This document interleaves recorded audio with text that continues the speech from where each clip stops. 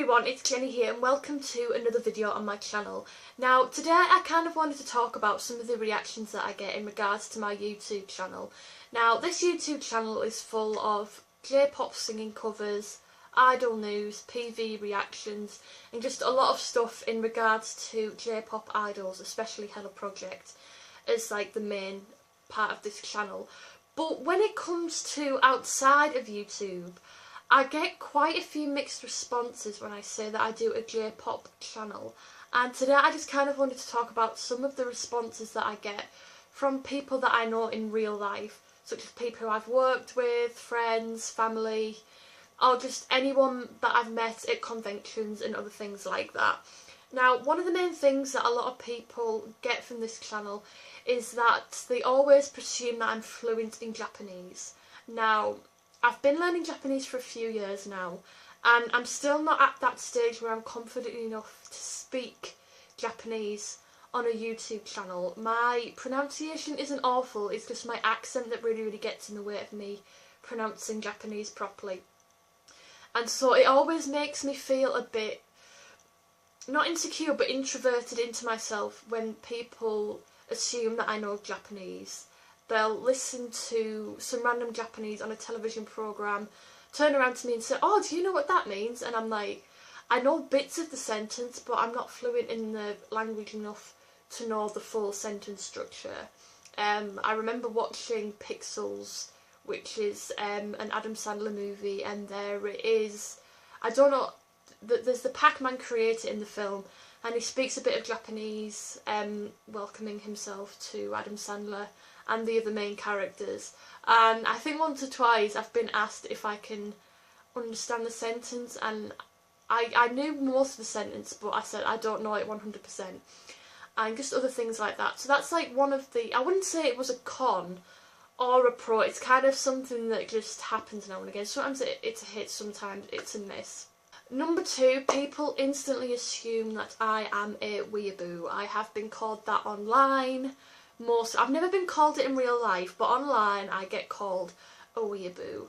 Now, after a while, that word doesn't bother me. You can call me a weeaboo.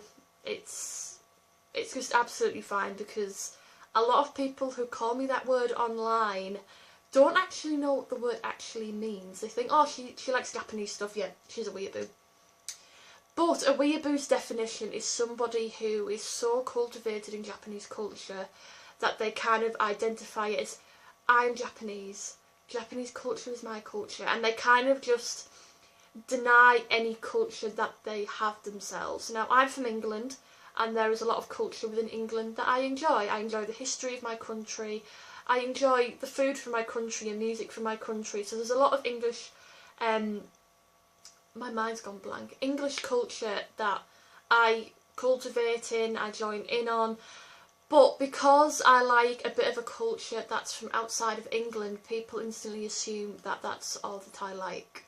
Oh, she only likes Japanese stuff. I don't just like Japanese stuff. To be honest, I'm not a big massive fan of Japanese food. I tried sushi for the first time when I was away in London with Crystal Rose, and it was okay. It wasn't the most amazing thing, but I tried it and it was nice. So how can I, you know, it's just the silly argument of, well, I can't really be a weeaboo if I'm not a big fan of sushi. Number three is when people assume because I like Japanese that I know everything about Asian culture, like Japan, China, Singapore, Korea, so on and so forth. I remember there was a time where there was a lot of Korean students at my university, and I don't know Korean, but when I listen to Japanese and Korean separately, I know which language is which, because they have a lot of different pronunciations and all that kind of stuff. And I remember like a group of Korean students passing by, and they were conversing in Korean, and my friend turned around and said, "Oh, do you understand what they're saying? Ha ha ha ha ha." And I turned around and said, "No, because they're speaking Korean, they're not speaking Japanese." And they kind of just stood there like, "Oh, okay." And it gets quite annoying after a while that people just instantly lump all that kind of culture together in one big lump. And it does get annoying because there are a lot of differences between Japanese culture, Korean culture and Chinese culture. I mean, even Korea as a country, you know, North and South Korea, they're very, very, very, very different in culture. So it's getting yourself acquainted and learning about different cultures to kind of not look like an idiot. I think one of the biggest things about watching this kind of channel on YouTube is kind of being lumped in with some infamous Japanese YouTubers. It's never happened massively, but it's one thing that I always worry about because I've never really delved into any YouTube drama that I can think of, but I've always just stuck to my channel. I've always enjoyed what I've been doing, and I have noticed quite a few J-pop, J-vlogging, Japanese cultured YouTubers who kind of give a lot of us J-vlogging, I'm going to put myself under the J-vlogging title just for now to kind of put everything in a broad perspective. And there has been a few YouTubers who've kind of ruined it for the rest of us. It's obvious who I'm talking about. You know, I don't hate them personally or anything like that. I just think that they've made some bad moves in terms of having us YouTubers taken seriously, because there are a lot of J-vloggers out there that are absolutely phenomenal in what they do. And I'm not saying that I'm an amazing YouTuber, I just enjoy it because it's something that I like to do in my free time. Whereas these guys, this is their livelihood, this is their job. And for people to kind of just take advantage of that and ruin it for everyone else is quite a bummer.